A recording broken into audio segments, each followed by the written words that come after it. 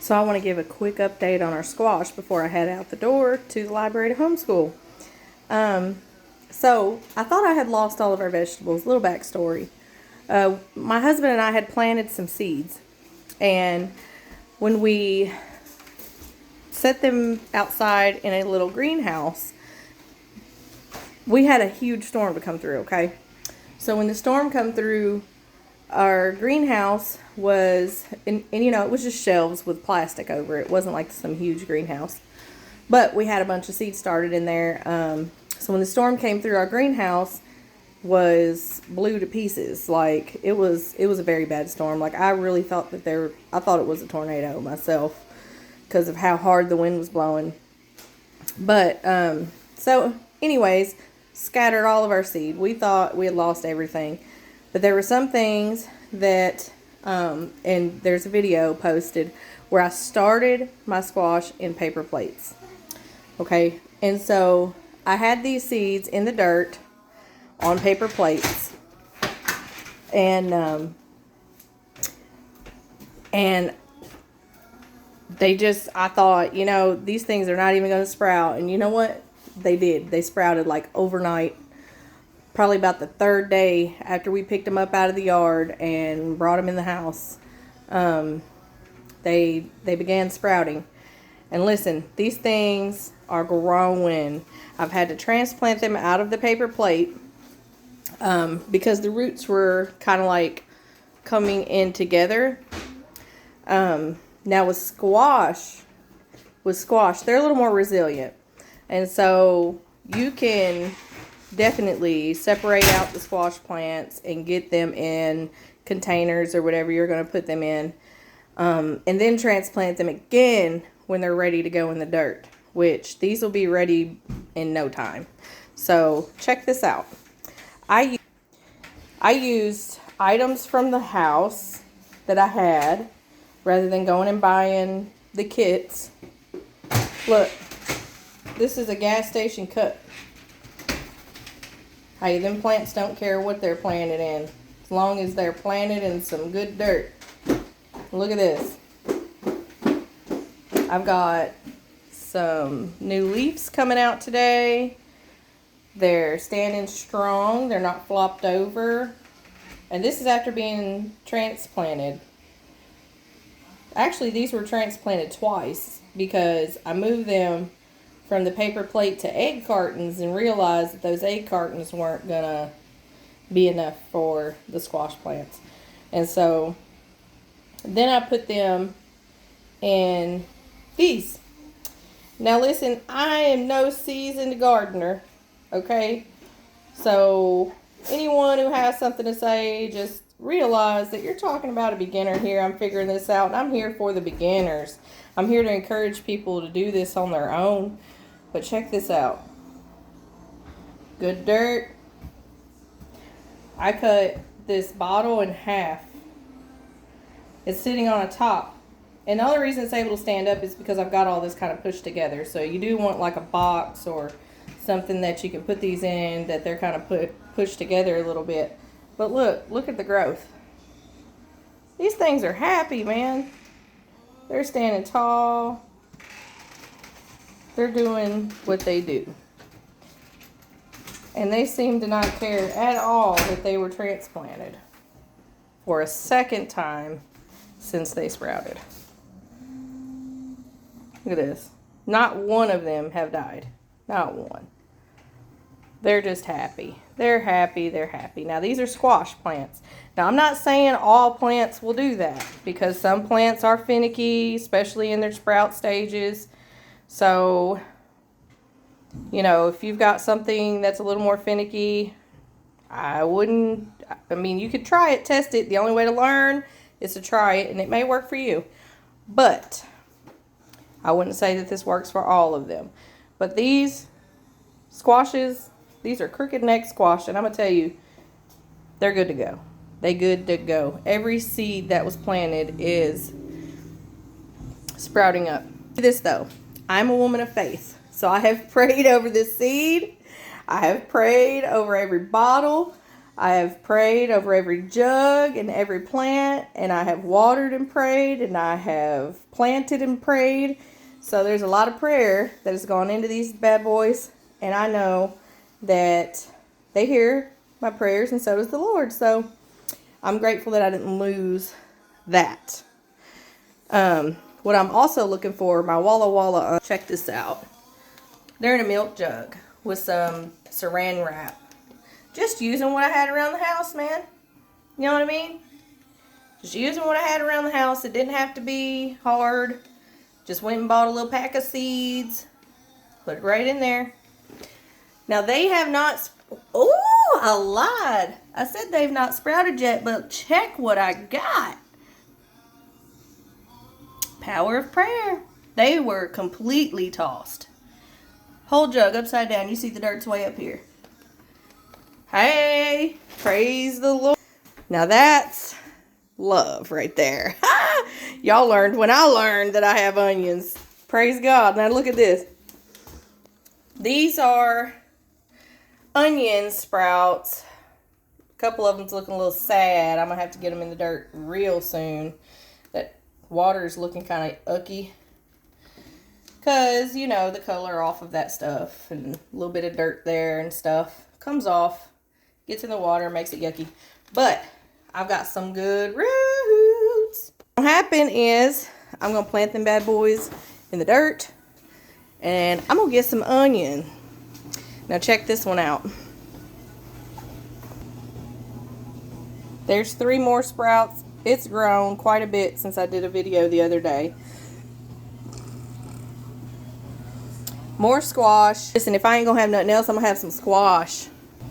But planted so much because I plan to put up enough to sell, but also enough to store and also enough to eat. I want to help feed the people of our church. I want to help feed the people of the community.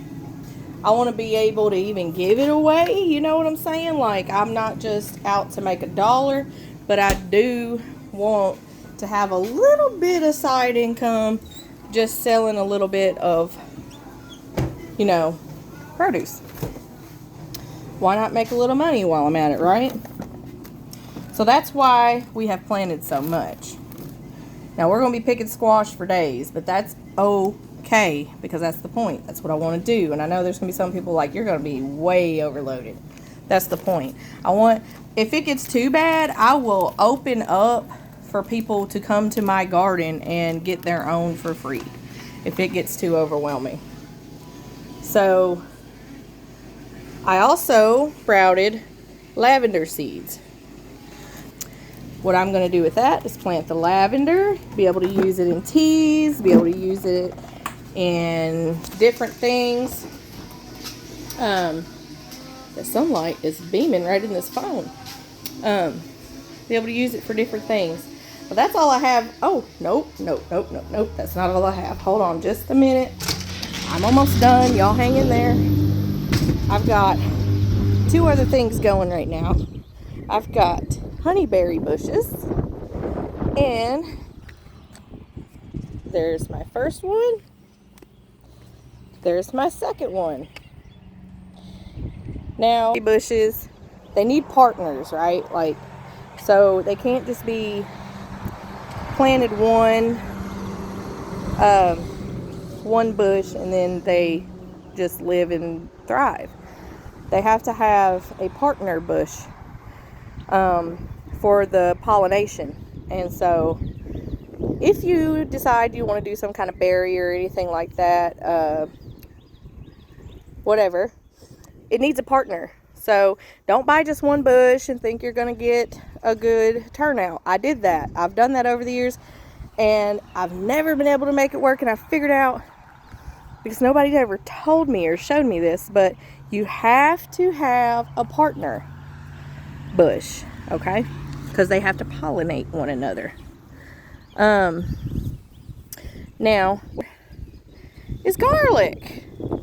Now I've got some that were just planted in the dirt, And now those are even starting to come up and out a little bit, which I'm cool with that. I'm gonna let them just do their thing, see what they do. This one here, this little guy, somebody dug up out of the dirt, and I just kind of put the end of it in the dirt, and I'm gonna see how that turns out. I don't know what it'll do. We'll find out. It's an experiment, okay? A couple of rose bushes that I've transplanted, and they are thriving. I transplanted and trimmed. Got that bad boy in the dirt, and look at this. Oh, look at the little sprouts coming on the end. I was afraid it wasn't going to do very well because it didn't look good. But it turns out that where I had them didn't get the sunlight yield that it needed. And so now they're in a place where they can get full sun, and look at them. They thriving. They doing so good. I have a really good feeling, a good rose yield. Now I know that 2 rose bushes isn't going to do everything, you know, that you may want to do with roses. You know that roses are actually edible. Now I want to say that maybe it depends on the kind, but I'm still researching that. But I know that roses are edible, and we also use them in soaps and lotions and all those kind of things. And so for future reference, you know, looking on down the road, maybe I can start doing something with roses. I don't know. We'll find out. But one other thing that I also have, now this is mini homesteading, right? We rent our property. We do not own our property. We don't have a whole lot of property to work with, but okay, we're still able to do our little mini garden with permission from our landlord. You can't just go tilling in your yard and then your landlord come over and wonder what the heck you just done with the yard. Got to make sure you have permission. But we're going to do our garden. We also have chickens. And so with permission from our landlord, we're going to do chickens. Some of them are Bantams. I don't know. I've heard it 2 ways. I heard it the redneck way where they say Baney. I've heard of Bantams. I have no idea. I'm just saying they're little bitty chickens. They may not get very big, but you can still use the eggs from them, from what I'm told. And I know that it may not bring a whole lot, but it's something better than nothing. And we're also going to get, hopefully, some ducks. And I don't know if we're going to do turkey or not. Maybe not this year, but definitely some laying hens. We're going to get a few laying hens as well. Maybe start with like 4 laying hens and get maybe some egg yield out of that. So there we go. There's my little mini homestead. And if nothing else, this year we're going to have vegetables out of our garden that we can eat fresh, which is also a health change because you're not buying and eating all the junk from the stores, but also you're going to be getting eggs from home, which will save you from spending $10 a carton. I'm going to tell you, I went to the store and was disgusted yesterday, or not yesterday, but Wednesday. So 2 days ago. 2 days ago, I was disgusted because I was going to get a pack of eggs, and then I walked over there and I said, I don't think I will. Not paying that for no eggs. I will be looking local. Look local.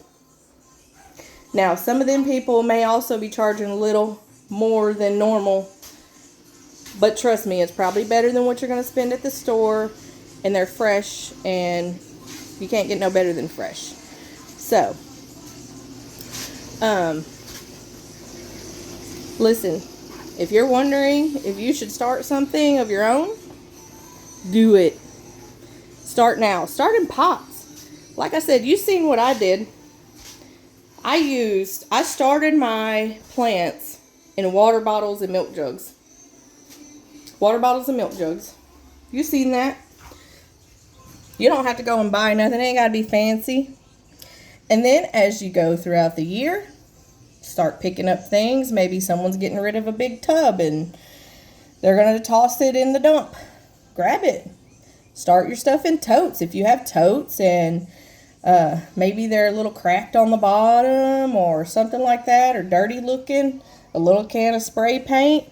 Spray paint the outside of it. Set it outside somewhere where it can get good sunlight. Throw some soil in there. You can even like layer it. Put some sticks and leaves and stuff in the bottom. Whatever. Do your own little compost thing with it to fill your bucket, and then put the top layers, you know, I don't know, a few inches or whatever of it, about 6 to 8 inches of it, soil. And then plant your plants in there. Man, you can do so much with one tote. One tote. You know what I'm talking about. You snap the top on and you store it. One tote. Plant you a few potatoes in there. By the end of the season, of your potato season, when your plants have started dying off, you know, they've gotten big, grown, and then died off, dig off in that dirt. If nothing else, you bring a few pounds of potatoes in your house to use. Free, that you didn't have to go buy. You know, you can do onions. Put onions out there. You don't have to do nothing with them. Just set them in the dirt. Let them go. Come back and get them later. You can do garlic. Come this fall. Buy you a 3-pack. They're only like a couple of bucks or something at the store of garlic cloves. Every little clove is a garlic plant. Take that sucker. Put it in the dirt this fall. Next year, after, you know, your harvest season has came, you're going to have a yield of garlic. And it's going to be plenty. You take that, you have these long shoots. You take those shoots, you braid them up, hang it somewhere, let it dry. Guess what? You got garlic for the winter. Just saying. There's so much you can do in just the little space that you have. You don't have to be a homeowner. You don't have to have some big homestead property somewhere. You don't have to own cattle or whatever. You don't have to have all the big things in order to be able to be self-sufficient. You can do a lot with a little. So, you know, make your home space a place that you can walk out and you have a pot of tomatoes sitting there, tomato plant, right where you sit in your sitting space outside, you know. We all have our little hangout areas outside in our backyard or whatever. Put you a few tomato pots out there. Get you some flower pots. You just need one plant. Maybe set a few of them out there. Then, if you're sitting out there, you want a snack, you want to eat healthy and just be able to walk outside and grab your food and go. Because a lot of people desire that. I know I do. Walk outside, grab your tomato. See, as I go along this summer, I'm going to have 2 honeyberry bushes. I'll be able to have some honeyberries in, I think it's June and July. So I'll have honeyberries out there. I'll have tomatoes and peppers and different things out in my garden. So if I want to eat and I want to eat healthy, or if I'm just out in the yard and don't want to stop to go make a meal or whatever, grab me a little snack, grab me a tomato and a few honeyberries, and I'm good to go. And if y'all don't know, straight off the vine and straight off the plant is the best way to eat anything fresh. When it's still got the warmth of the sun on it, oh my gosh, the flavor is wonderful. So, little encouragement for y'all. This video and what I do isn't for the seasoned. Now, if you're seasoned in all of this stuff and, you know, you may know better than I do, then this isn't for you. And that's fine. We can, you know, make content for different groups of people. So this content for me is about encouraging people to become more self-sufficient on their own. And I'm starting my journey, and so I just wanted to take some people along with me in this journey. That way you can see the raw, the real, from start to finish. How maybe I might have some struggles or something. Way people know that they're not in it on their own. If they're struggling with something, it may not be just them that have the same struggles, and maybe we can answer each other's questions. But it's okay to be a learner. It's okay to want to learn and to be a starter at something. It's okay to get in and dip your toes and start. Don't ever be afraid to start a new journey. I think a lot of people discouraging one another through the ugliness and those kind of things is kind of what prevents people from getting out here when they start, because they're afraid that they'll get bombarded, with crazy comments about what they should or shouldn't be doing. Don't get discouraged. Just keep going and understand that it's okay for us to start. And it's okay to start with a milk jug and a water bottle. And it's okay to start with a few things. And it's okay to have your own dreams and ideas. And it's okay to test. And it's okay to trial and to try things. It's okay to experiment with things and to learn on your own. It's okay to do that. There's no shame in ever learning. So I hope that encourages y'all. I hope that you get out in your gardens, out in your pots, out in your yards, and do something to become a little more self-sufficient this year. So see you guys soon. I'll be back later.